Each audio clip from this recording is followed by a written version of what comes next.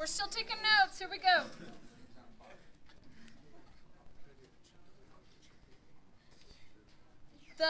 So this sounds complicated, and it kind of is, and then we will try and simplify it by doing an example. The length of an altitude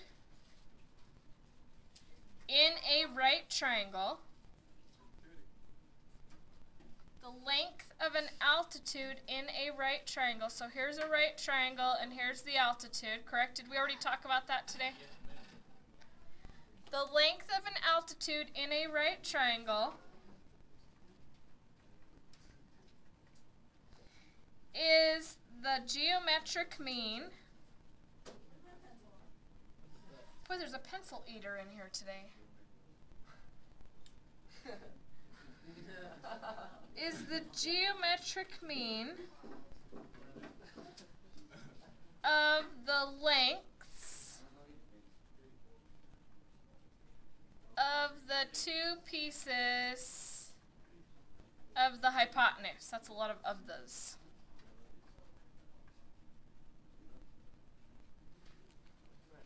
Okay, let's call this A, and that's from there to there. And let's call this B, and that's from there to there.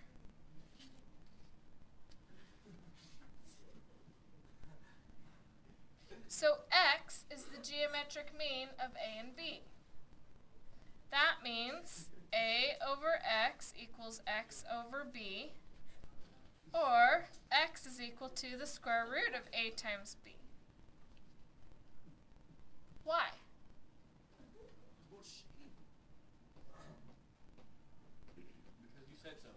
Where have we seen fractions like this before? Our last unit, or last 2 units. The last 2 assignments and the quiz today. So these are formed because these are similar triangles. These 2 triangles are similar triangles, so that means X over A is equal to A over X is equal to X over B because those are similar triangles. Kind of cool the way it works out. Okay? All right, the next theorem. So that was number 1. These are officially actually called corollaries, which it means it's a subset of theorems, but it's easier to just call them theorems. Okay, the second corollary or theorem is the length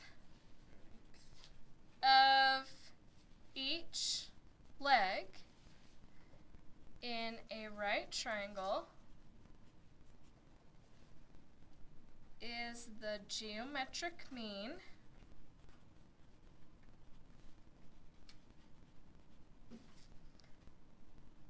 of the length of a piece, this one's really complicated to write out, of the hypotenuse,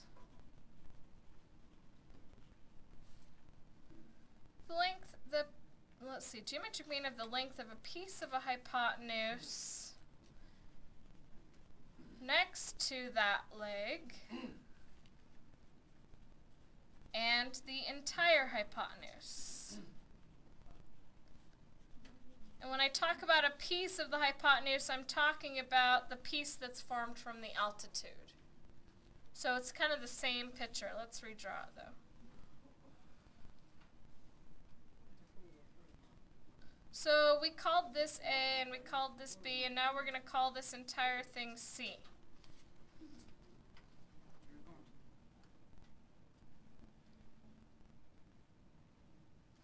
And instead of calling it X this time, I'm going to use a different variable just for fun, like Y.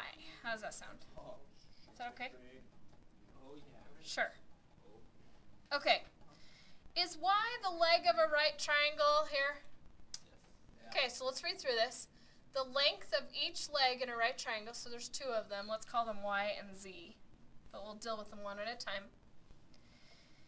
Is the geometric mean of the length of a piece of the hypotenuse that's next to that leg and the entire hypotenuse. Okay, so in other words, let's write this in formulas instead of words. I think that makes it easier. Y is the geometric mean of A and C, because A is just a little piece of the hypotenuse and C is the entire hypotenuse.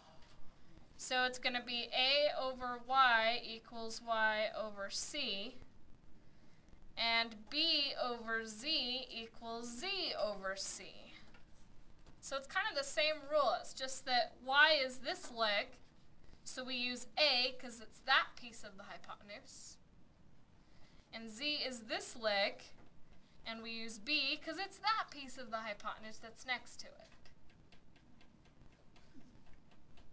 So in other words, Y ends up being the square root of AC, and Z ends up being the square root of BC.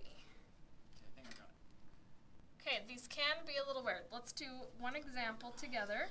Hold on. And then I will give you some time to work on your assignment today. Yes. I'm really tired. Yeah, I got it. Okay, cool. Let's do an example. Please. Hey.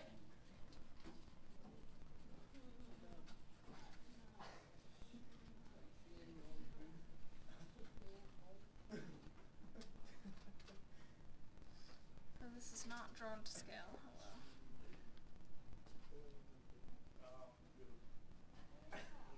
Today.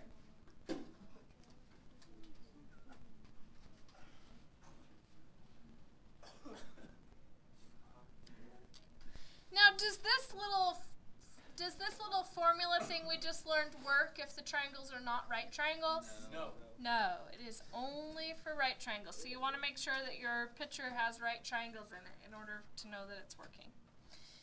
Okay, we're going to find X and find Z. Not Z, but Y. Sorry. Okay, X. Should we do X first or Y first? Do you care?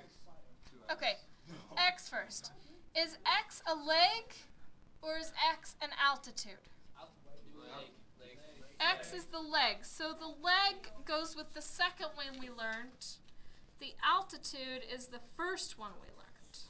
Okay? So in order to do X, which is the leg, we're actually looking at this one that we just barely dealt with. Okay. In order to find the length of X, we have to not only know this 4, but we also need to know this entire length here. So the entire length will be 9, correct? Okay, so X is the geometric mean of 4 and 9. That means that X is the square root of 4 times 9. We already did that problem today. Square root of 36, which is 6. X equals 6. The hard part of this assignment is just realizing that this actually works. Once you figure it out and you memorize it, it's super easy. Okay, now Y is the altitude. So which rule do we use this time? The first one. So the altitude is the geometric mean of the two pieces, right? So that means Y is the geometric mean of 5 and 4. So how do I write that down? Y is the geometric mean of 4 times 5 or 5 times 4, it doesn't matter. So Y is the square root of 20, which is the other one we did today. 2 square root 5. Cool. There. Okay, your assignment has 9 problems. I think it might kill you. 9? It is due at the end of class because you have 20 minutes for 9 problems. Okay? It is not a worksheet. It is page 514 in your book. You're doing problems 1 through 5, which has to do with setting up a similarity statement and doing geometric means. And then it has you do some problems like this. Now, here's an important thing to listen to. The assignment written